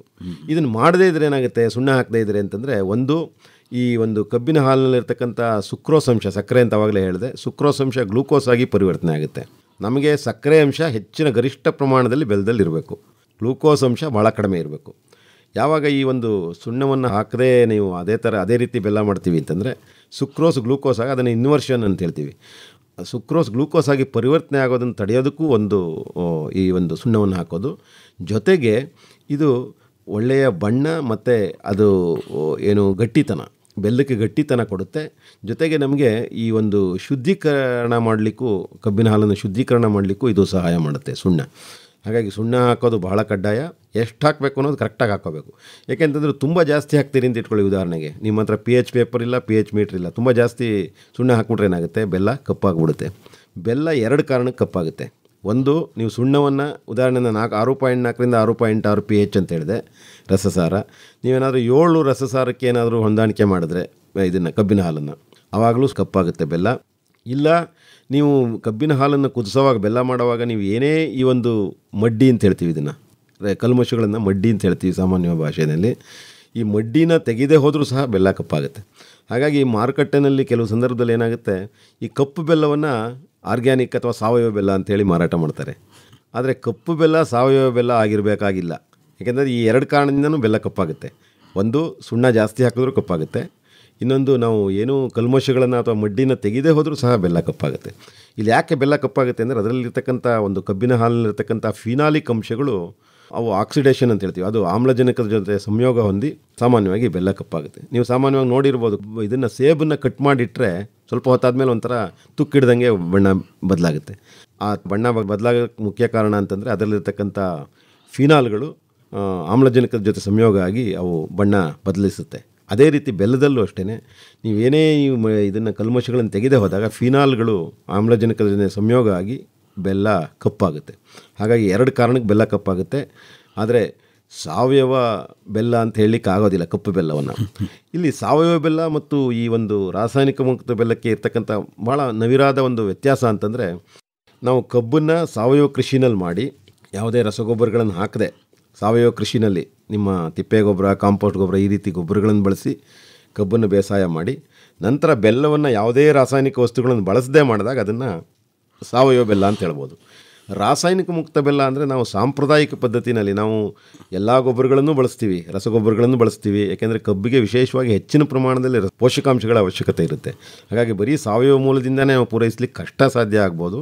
ಆ ದೃಷ್ಟಿನಲ್ಲಿ ಎಲ್ಲ ರಸಗೊಬ್ಬರಗಳು ಮತ್ತು ಸಾವಯವ ಗೊಬ್ಬರಗಳು ಎರಡನ್ನೂ ಸಮ್ಮಿಳಿತವಾಗಿ ಬಳಸಿ ಕಬ್ಬನ್ನು ಬೇಸಾಯ ಮಾಡಿ ನಂತರ ಅದನ್ನು ಬೆಲ್ಲ ಮಾಡುವಾಗ ನಾವು ಯಾವುದೇ ರಾಸಾಯನಿಕ ವಸ್ತುಗಳನ್ನು ಬಳಸದೇ ಮಾಡಿದಾಗ ಅದನ್ನು ರಾಸಾಯನಿಕ ಮುಕ್ತ ಬೆಲ್ಲ ಅಂತ ಹೇಳ್ಬೋದು.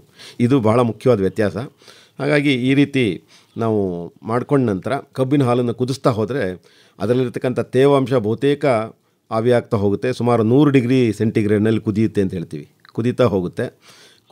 ಕುದೀತಾ ಇದ್ದಂಗೆ ಅದರಲ್ಲಿರ್ತಕ್ಕಂಥ ತೇವಾಂಶ ಕಡಿಮೆ ಆದಂಗೆ ಕೊನೆಗೆ ಅದರ ಒಂದು ಉಷ್ಣಾಂಶ ಇರುತ್ತೆ. ಅಂದರೆ 115ರಿಂದ 118 ಡಿಗ್ರಿಗೆ ಅದನ್ನು ಎಂಡ್ ಪಾಯಿಂಟ್ ಅಂತ ಹೇಳ್ತೀವಿ. ಆ ಹಂತದಲ್ಲಿ ಆ ಒಂದು ಉಷ್ಣಾಂಶದಲ್ಲಿ ಈ ಒಂದು ಕಬ್ಬಿನ ಹಾಲು ಪಾಕದ ಹಂತಕ್ಕೆ ತಲುಪುತ್ತೆ. ಈ ಪಾಕದ ಹಂತಕ್ಕೆ ತಲುಪುತ್ತೆ. ಜೊತೆಗೆ ಅದರಲ್ಲಿರ್ತಕ್ಕಂಥ ಬ್ರಿಕ್ಸ್ ಅಂತ ಹೇಳ್ತೀವಿ. ಬ್ರಿಕ್ಸ್ ಅಂತಂದರೆ ಅದರಲ್ಲಿರ್ತಕ್ಕಂಥ ಗಟ್ಟಿ ಅಂಶ ಸುಮಾರು 80ರಿಂದ 85% ತಲುಪುತ್ತದು ಆ ಸಂದರ್ಭದಲ್ಲಿ. ಆವಾಗ ನಾವು ಅದನ್ನು ಆ ಒಂದು ಕೊಪ್ಪರಿಗೆಯಿಂದ ಹೊರಗಡೆ ತೆಗೆದು ನಾವು ಅದನ್ನು ಮತ್ತೆ ತಣಿಸೋದು ಅದನ್ನು ಸುಮಾರು 76 ಡಿಗ್ರಿ ಉಷ್ಣಾಂಶಕ್ಕೆ ಅದನ್ನು ತಣಿಸಿ ಮತ್ತೆ ನಮಗೆ ಬೇಕಾದ ಆಕಾರಕ್ಕೆ ಅದನ್ನು ಅಚ್ಚಿಗೆ ಹಾಕ್ಕೋಬೋದು. ಕುದಿಯುವಾಗ ಏನೋ ಹಾಕೋ ಅಗತ್ಯ ಇಲ್ಲ, ಬರೀ ಸುಣ್ಣ ಹಾಕಿ ಸರಿ ಮಾಡ್ಕೊಂಡು ಮತ್ತೆ ಇನ್ನೊಂದು ನಾನು ಹೇಳಿದೆ ಸಸ್ಯಜನ್ಯ ಶುದ್ಧೀಕಾರಕಗಳು ಅಂತ. ಶುದ್ಧೀಕಾರಕಗಳು ಅಂದರೆ ಭಾಳ ಮುಖ್ಯವಾಗಿ ಇಲ್ಲಿ ನಾವೊಂದು 4-5 ಶುದ್ಧೀಕಾರಕಗಳನ್ನು ನಾವು ಪರೀಕ್ಷೆ ಮಾಡಿ ನಮ್ಮ ಪ್ರಯೋಗಾಲಯದಲ್ಲಿ ನೋಡಿದ್ದೀವಿ. ಅದರಲ್ಲಿ ಬೆಂಡಿ ಕಾಂಡದ ರಸ, ಆಮೇಲೆ ದಾಸವಾಳದ ಒಂದು ಕಾಂಡದ ರಸ, ಅದೇ ರೀತಿ ನೆಲಗಡಲೆ ಬೀಜವನ್ನು ಮಿಕ್ಸರ್ನಲ್ಲಿ ಆಡಿಸಿ ಅದರ ಒಂದು ಪೇಸ್ಟ್ ಥರ ಮಾಡ್ಕೊಂಡು ಅದನ್ನು ಹಾಕುವಂಥದ್ದು. ಅದೇ ರೀತಿ ಸೋಯಾ ಅವರೆ ಬೀಜ, ನೆಲಗಡಲೆ ಮತ್ತು ಸೋಯಾ ಅವರೆ ಬೀಜದಲ್ಲಿ ಭಾಳ ಉತ್ಕೃಷ್ಟವಾದ ಒಂದು ಬಣ್ಣನೂ ಬರುತ್ತೆ, ಒಳ್ಳೆ ಗುಣಮಟ್ಟದ ಬೆಲ್ಲನೂ ಬರುತ್ತೆ. ಆದರೆ ನೆಲಗಡಲೆಗೆ ಸ್ವಲ್ಪ ಖರ್ಚು ಜಾಸ್ತಿ ಆಗೋದ್ರಿಂದ ನಾವು ಸಾಮಾನ್ಯವಾಗಿ ಬೆಂಡಿ ಕಾಂಡದ ರಸವನ್ನು ಶಿಫಾರಸು ಮಾಡ್ತೀವಿ. ಇದು 4ರಲ್ಲಿ ಯಾವುದಾದ್ರೂ ಒಂದನ್ನು ಬಳಸ್ಬೋದು. ಅದ್ರ ಜೊತೆಗೆ ಅಲೋವೆರಾ ಏನು ಲೋಳೆ ಸರ ಅಂತೇನು ಬರುತ್ತೆ ಅದರ ರಸವನ್ನು ಸಹ ನಾವು ಸಸ್ಯಜನ್ಯ ಶುದ್ಧೀಕಾರಕವಾಗಿ ಬಳಸ್ಬೋದು. ಎಷ್ಟು ಪ್ರಮಾಣದಲ್ಲಿ ಬಳಸ್ಬೇಕು ಇದನ್ನು? ಸಾಮಾನ್ಯವಾಗಿ 800 ಗ್ರಾಮಿನಿಂದ 1 kg 600 ಲೀಟ್ರ್ ಹಾಲಿಗೆ, ಕಬ್ಬಿನ ಹಾಲಿಗೆ 800 ಗ್ರಾಮ್ನಿಂದ 1 kg ನಾವು ಬಳಸಬೇಕು. ಈ ಬೆಂಡೆಕಡ್ಡಿ ಲೋಳೆ ಅಂದರೆ ಯಾವ ಥರ ಬೆಂಡೆಕಡ್ಡಿನ ಸಾಮಾನ್ಯವಾಗಿ ಬೆಂಡೆಕಡ್ಡಿ ಅಂದರೆ ಬೆಂಡೆ ಗಿಡನೇನೆ, ಬೆಂಡೆ ಕಾಯಲ್ಲ, ಬೆಂಡೆ ಗಿಡನೇನೆ. ಅದನ್ನು ನಾವು ನಮ್ಮ ಒಂದು ಕ್ರಷರ್ ಅಥವಾ ಇದರಲ್ಲಿ ಗಾಣದಲ್ಲೇ ಕೊನೆಯಲ್ಲಿ ಸ್ವಲ್ಪ ಕಬ್ಬಿನ ಜೊತೆ ಅದನ್ನು ಕೊಟ್ಟು ಅದನ್ನು ಲೋಳೆ ಥರ ಬರುತ್ತೆ. ಅದನ್ನು ಕೊಟ್ಟಾಗ ಅದನ್ನು ಕಬ್ಬಿನ ಹಾಲಿನ ಜೊತೆ ಅದನ್ನೇ ಬೆರೆಸ್ಕೊಂಡು ಅದನ್ನು ಸುಮಾರು 800 ಗ್ರಾಮ್ನಿಂದ 1 kg 600 ಲೀಟ್ರ್ ಹಾಲಿಗೆ ಹಾಕ್ತೀವಿ. ಅದೇ ರೀತಿ ನೆಲಗಡಲೆ ಇದನ್ನು ಹೇಳಿದ್ನಲ್ಲ ಸೋಯಾ ಅವರೆ, ಇದನ್ನು ಎಲ್ಲ ಬಳಸ್ಬೋದು. ಇನ್ನು ಹರಳನ್ನು ಸಹ ನಾವು ಒಂದು ಪ್ರಯೋಗ ಮಾಡಿದ್ವಿ ಹರಳಿನ ಬೀಜದಿಂದ. ಆದರೆ ಹರಳಿನಲ್ಲಿ ಏನಾಗುತ್ತೆ ಅಂತಂದರೆ ಹರಳಿನಲ್ಲೂ ಒಳ್ಳೆ ಕಲರ್ ಬಣ್ಣ ಬರುತ್ತೆ ಬೆಲ್ಲಕ್ಕೆ. ಆದರೆ ಹರಳಿನಲ್ಲಿ ಏನಾಗುತ್ತೆ, ಹರಳಿನಲ್ಲಿ ಒಂದು ರೆಸಿನಿನ್ ಅಂತ ಒಂದು ಆ್ಯಂಟಿ ನ್ಯೂಟ್ರಿಷನಲ್ ಫ್ಯಾಕ್ಟರ್ ಇರೋದ್ರಿಂದ ಅದನ್ನು ಬೆಲ್ಲಕ್ಕೆ ಬಳಸಲಿಕ್ಕಾಗಲ್ಲ. ಅದನ್ನು ಕೆಲವು ಸಂದರ್ಭದಲ್ಲಿ ಔಷಧಿಯಾಗಿ ಬಳಸ್ತೀವಿ ನಾವು ಇದನ್ನು ಹರಳಿನ. ತುಂಬ ಜನ ಅದೇ ಕಡಲೆಕಾಯಿ ಎಣ್ಣೆ ಹಾಕ್ತೀವಿ, ಕೊಬ್ಬರಿ ಎಣ್ಣೆ ಹಾಕ್ತೀವಿ ಅಂತೆಲ್ಲ ಹೇಳ್ತಾವಲ್ವಾ. ಅದಾದಮೇಲೆ ಇವಾಗ ಸಾಮಾನ್ಯವಾಗಿ ಕೊನೆಯ ಹಂತಕ್ಕೆ ನಾನು ಹೇಳಿದೆ, ಪಾಕದ ಹಂತಕ್ಕೆ ಬಂದಾಗ ಸುಮಾರು ಒಂದು 80 ಮಿಲಿಯಷ್ಟು ಈ ಒಂದು ಕೊಬ್ಬರಿ ಎಣ್ಣೆ ಎಲ್ಲದಕ್ಕಿಂತ ಒಳ್ಳೆಯದು. ಕೊಬ್ಬರಿ ಎಣ್ಣೆ ಹಾಕಿ ಇದನ್ನು ಯಾಕೆ ಹಾಕ್ತೀವಿ ಅಂತಂದರೆ, ಸಾಮಾನ್ಯವಾಗಿ ಕೊನೆ ಹಂತದಲ್ಲಿ ಇನ್ನೇನು ಗಟ್ಟಿ ಆಗ್ತಾ ಇದ್ದಂಗೆ ಬೆಲ್ಲ ಪಾಕದ ಹಂತಕ್ಕೆ ಬಂದಾಗ ಅದು ಅಡಿ ಹತ್ತುತ್ತೆ. ಅದನ್ನು ಕ್ಯಾರಮಲೈಸೇಷನ್ ಅಂತೀವಿ ಸಾಮಾನ್ಯವಾಗಿ ಇಂಗ್ಲೀಷ್ ಭಾಷೆಯಲ್ಲಿ, ಕ್ಯಾರಮಲೈಸೇಷನ್ ಅಂತ. ಅಂದರೆ ಸಿಯುತ್ತೆ ಅಂತಲ್ಲ, ಸಿಯುತ್ತೆ, ಅಡಿ ಸಿಯುತ್ತೆ. ಆ ಅಡಿ ಸಿಯೋದನ್ನು ತಪ್ಪಿಸ್ಲಿಕ್ಕೆ ಈ ಒಂದು ಕೊಬ್ಬರಿ ಎಣ್ಣೆಯನ್ನು ಒಂದು ಸುಮಾರು 80 ಮಿಲಿಯಷ್ಟು ಒಂದು ಅಡಿಗೆಗೆ, ಅಂದರೆ ನಾವು ಒಂದು ಬ್ಯಾಚ್ ಬೆಲ್ಲ ಮಾಡ್ಲಿಕ್ಕೆ ಮಾಡುವಾಗ ನೆಲಗಡಲೆ ಎಣ್ಣೆನೂ ಹಾಕ್ಬೋದು. ನೆಲಗಡಲೆಗಿಂತ ಕೊಬ್ಬರಿ ಎಣ್ಣೆ ಒಳ್ಳೆಯದು.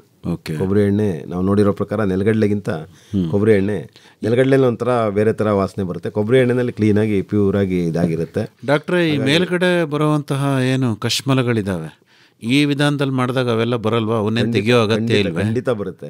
ಅದನ್ನೇ ಹೇಳಿದೆ ನಾನು, ಸಸ್ಯಜನ್ಯ ಶುದ್ಧೀಕಾರಕಗಳು ಅಂತ ಹೇಳಿದೆ. ಈ ಸುಣ್ಣ ಮತ್ತು ಇದನ್ನು ಹಾಕಿ ಕಬ್ಬಿನ ಹಾಲನ್ನು ಕುದಿಸೋಕೆ ಪ್ರಾರಂಭ ಮಾಡಿದ್ರೆ ಬಹುತೇಕ ಈ ಒಂದು ಸುಮಾರು 80-85 ಡಿಗ್ರಿ ಪ್ರಾರಂಭದಲ್ಲಿ ತುಂಬ ಜಾಸ್ತಿ ಹೀಟ್ ಕೊಡಬಾರ್ದು, ಅದಕ್ಕೆ ಬಿಸಿ ಮಾಡಬಾರ್ದು.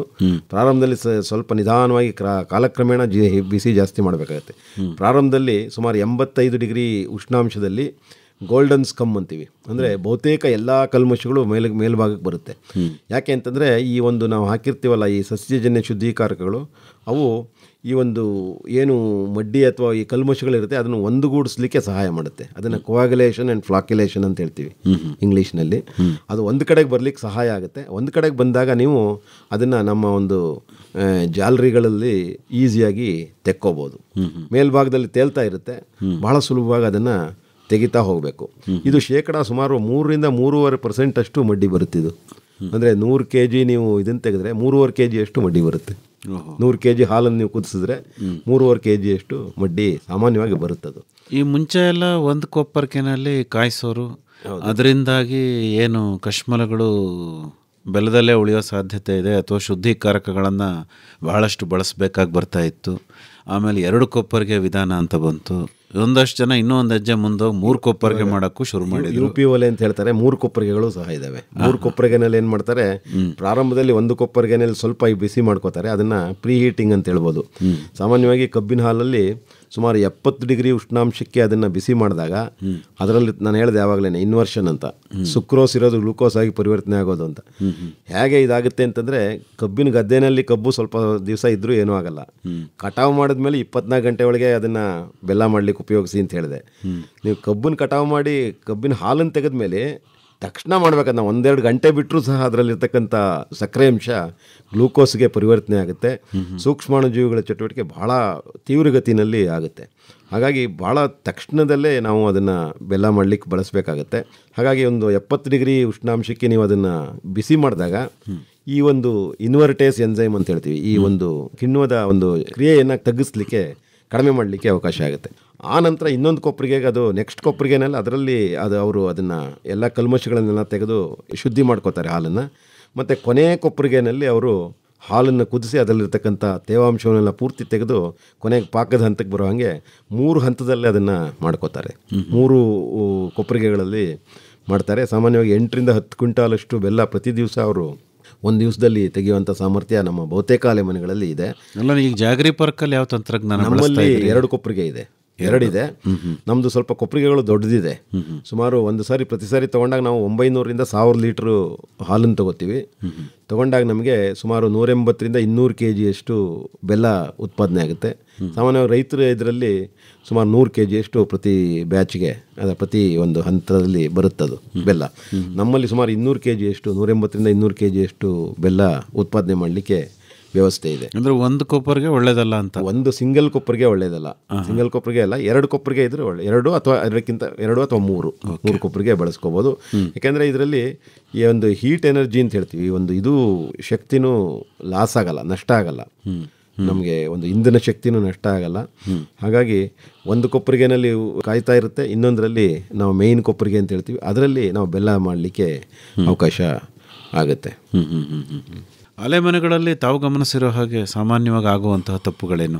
ಸಾಮಾನ್ಯವಾಗಿ ಅದೇ ಹೇಳಿದೆ, ಮೊದಲನೇದು ನಮ್ಮ ಒಂದು ಎಕ್ಸ್ಟ್ರಾಕ್ಷನ್ ಪರ್ಸೆಂಟೇಜು, ಈ ಒಂದು ಹಾಲನ್ನು ಬೇರ್ಪಡಿಸ್ತಕ್ಕಂಥ ಒಂದು ಶೇಕಡಾವಾರು ಎಷ್ಟಿದೆ ಅದು ಭಾಳ ಕಡಿಮೆ, ಒಂದು 10% ಅಷ್ಟು ಲಾಸ್ ಆಗ್ತಾಯಿದೆ. ಅದು ಸಿಪ್ಪೆನಲ್ಲಿ ಒಂದು 10% ಸಕ್ಕರೆ ನಷ್ಟ ಆಗ್ತಕ್ಕಂಥದ್ದನ್ನು ನೋಡ್ತೀವಿ. ಮತ್ತು ಇನ್ನೊಂದು, ಬಹುತೇಕ ನಾನು ಹೇಳಿದಾಗೆ ಕೆಮಿಕಲ್ಸ್, ರಾಸಾಯನಿಕ ವಸ್ತುಗಳನ್ನು ಬಳಸ್ತಾ ಇದ್ದಾರೆ. ಬಹುತೇಕ ಈ ರಾಸಾಯನಿಕ ವಸ್ತುಗಳನ್ನು ಬಳಸಿದಾಗ ಏನಾಗುತ್ತೆ, ಈ ಒಂದು ಬೆಲ್ಲ ನಮಗೆ ಉಪಯೋಗಿಸ್ಲಿಕ್ಕೆ ಯೋಗ್ಯ ಇಲ್ಲ. ನಾವು ಸಾಮಾನ್ಯವಾಗಿ ಆಯುರ್ವೇದ ಒಂದು ಔಷಧಿಗಳಲ್ಲಿ ಮತ್ತು ಬೇರೆ ಬೇರೆ ಬೆಲ್ಲದ ತಿಂಡಿ ತಿನಿಸುಗಳಲ್ಲಿ ಬಳಸಲಿಕ್ಕೆ ಈ ಒಂದು ಬೆಲ್ಲ ಯೋಗ್ಯ ಆಗಲ್ಲ. ಯಾಕಂದರೆ ಬಿಳಿ ಬೆಲ್ಲ ಏನಿದೆ ಇದು ಬಹುತೇಕ ವಿಷ ಅಂತಲೇ ಹೇಳ್ಬೋದು. ಸಾಕಷ್ಟು ರಾಸಾಯನಿಕ ವಸ್ತುಗಳನ್ನು ಬಳಸೋದ್ರಿಂದ ಮನುಷ್ಯನಿಗೆ ಸಾಕಷ್ಟು ಸಮಸ್ಯೆಗಳನ್ನು ತಂದೊಡ್ತಾ ಇದೆ. ಬೆಲ್ಲಕ್ಕೆ ಆಯುರ್ವೇದದಲ್ಲಿ ಸಾಕಷ್ಟು ಉಪಯೋಗ ಇದೆ. ಆದರೆ ಈ ಒಂದು ಹಾಲಿ ಪರಿಸ್ಥಿತಿನಲ್ಲಿ ನೋಡಿದ್ರೆ ಈ ಒಂದು ಬೆಲ್ಲ ಸಕ್ಕರೆಗಿಂತ ಒಂದು ಕಡೆ ಅಂತಲೇ ಹೇಳ್ಬೋದು. ಯಾಕೆಂದರೆ ಅಷ್ಟು ಪ್ರಮಾಣದಲ್ಲಿ ಈ ಒಂದು ರಾಸಾಯನಿಕ ವಸ್ತುಗಳನ್ನು ಬಳಸ್ತಾ ಇದ್ದಾರೆ. ಇದು ಭಾಳ ದೀರ್ಘಕಾಲದಲ್ಲಿ ಇದು ಕಾರ್ಸಿನೋಜೆನಿಕ್ ಅಂತಲೂ ಹೇಳ್ಬೋದು. ಅಂದರೆ ಕ್ಯಾನ್ಸರ್ ಉಂಟು ಮಾಡ್ತಕ್ಕಂಥ ಸನ್ನಿವೇಶನೂ ಇರುತ್ತೆ ಬಹುತೇಕ ಈ ಒಂದು ಕೆಮಿಕಲ್ಸ್ ರಾಸಾಯನಿಕ ವಸ್ತುಗಳನ್ನು ಬಳಸ್ತಾ ಇರೋದ್ರಿಂದ. ಅದರಿಂದ ಶುದ್ಧವಾದ ಬೆಲ್ಲವನ್ನು ಮಾಡಿದಾಗ ಮಾತ್ರ ಬೆಲ್ಲ ಸಕ್ಕರೆಗಿಂತ ಒಂದು ಒಳ್ಳೆಯ ಸಿಹಿಕಾರಕ ಅಂತ ಹೇಳ್ಬೋದು.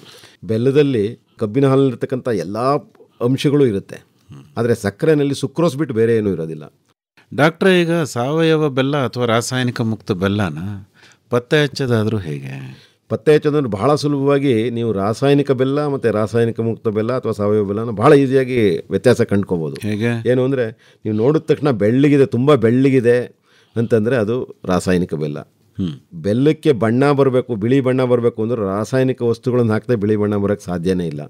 ಹಾಗಾಗಿ ಬಣ್ಣ ತುಂಬ ಬೆಳ್ಳಗಿದೆ ಅಂತಂದರೆ ಈಸಿಯಾಗಿ ನೀವು ಭಾಳ ಸುಲಭವಾಗಿ ಅದನ್ನು ರಾಸಾಯನಿಕ ಬೆಲ್ಲ, ರಾಸಾಯನಿಕ ವಸ್ತುಗಳನ್ನು ಉಪಯೋಗಿಸಿ ಬೆಲ್ಲ ಮಾಡಿದ್ದಾರೆ ಅಂತ ಭಾಳ ಸುಲಭವಾಗಿ ಹೇಳ್ಬಿಡ್ಬೋದು.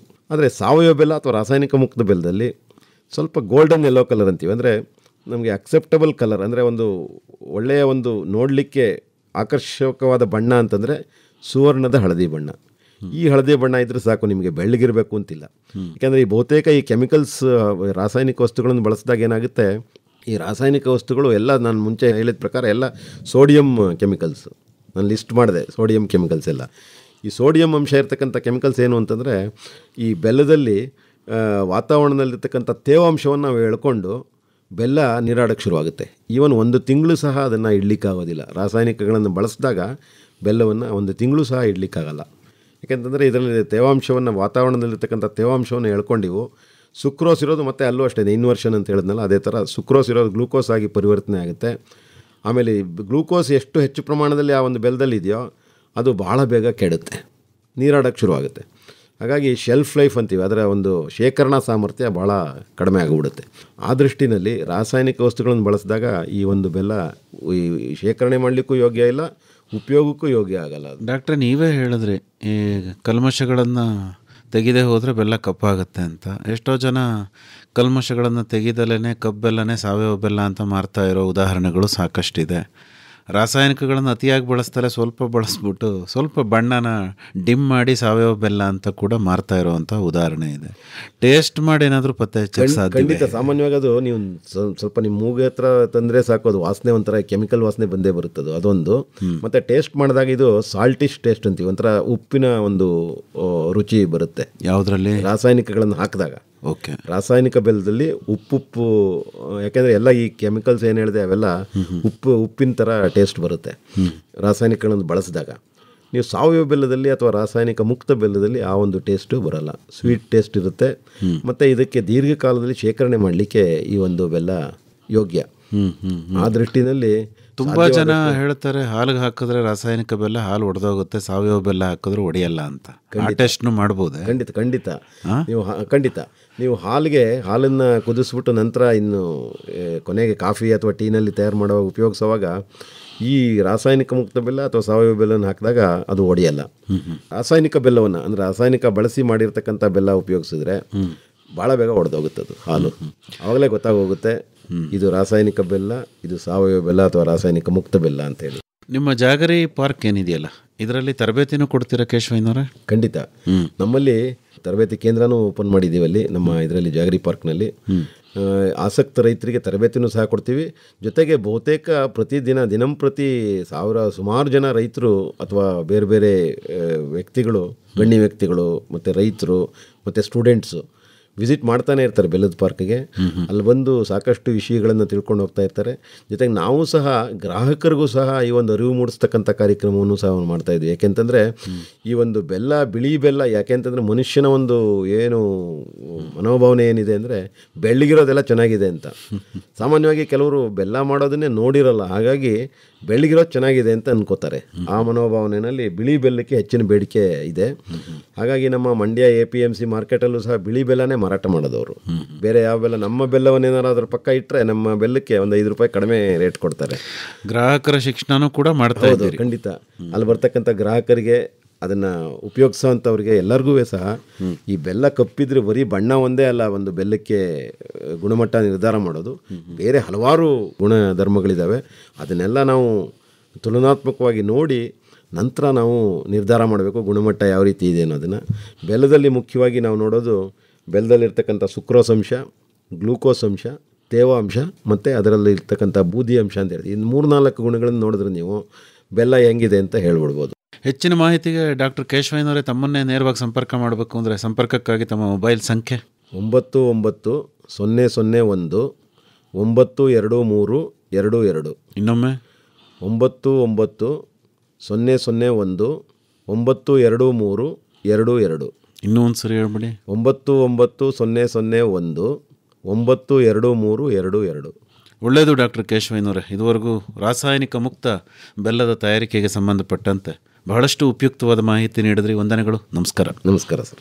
ಕೃಷಿ ಸಂಪದಾ, ಇದುವೇ ಕೃಷಿ ಸಂಪದಾ. ಸಾವಯವ ಬೆಲ್ಲದ ಉತ್ಪಾದನೆಯನ್ನು ಕುರಿತು ಮಂಡ್ಯದ VC ಫಾರಂ ವಲಯ ಕೃಷಿ ಸಂಶೋಧನಾ ಕೇಂದ್ರದ ಬೆಲ್ಲದ ಪಾರ್ಕಿನ ಮುಖ್ಯಸ್ಥರಾದ ಡಾ KV ಕೇಶವಯ್ಯ ಅವರೊಂದಿಗೆ ಸಂದರ್ಶನವನ್ನು ಕೇಳಿದಿರಿ. ನಮ್ಮ ಮುಂದಿನ ಕಾರ್ಯಕ್ರಮದಲ್ಲಿ ಹೈನುಗಾರಿಕೆ ಉತ್ಪನ್ನಗಳ ಮೌಲ್ಯವರ್ಧನೆಯನ್ನು ಕುರಿತ ಸಂವಾದವಿದೆ. ಭಾಗವಹಿಸುತ್ತಾರೆ ಮೈಸೂರು ತಾಲೂಕು ಗೋಪಾಲಪುರ ಗ್ರಾಮದ ಕೃಷಿಕ ದಂಪತಿ C. ದಿಲೀಪ್ ಮತ್ತು S. ಶಾಂತಾ.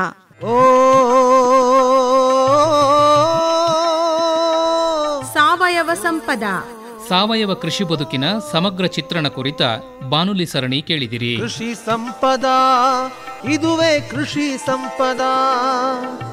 ಜಗದ ಹಸಿವನ್ನು ಮುಕ್ತಗೊಳಿಸುವ ಕೃಷಿ ಸಂಪದ.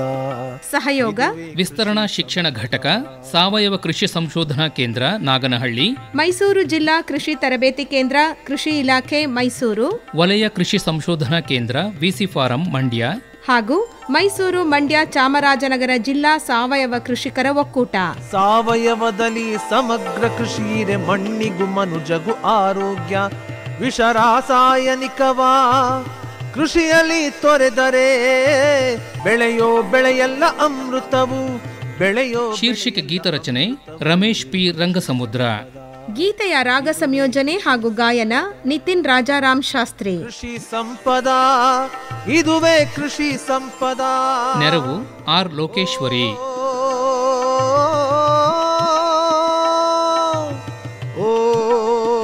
ಪರಿಕಲ್ಪನೆ ಹಾಗೂ ನಿರ್ಮಾಣ ಎನ್ ಕೇಶವಮೂರ್ತಿ. ಕೃಷಿ ಸಂಪದ, ಇದುವೇ ಕೃಷಿ ಸಂಪದ.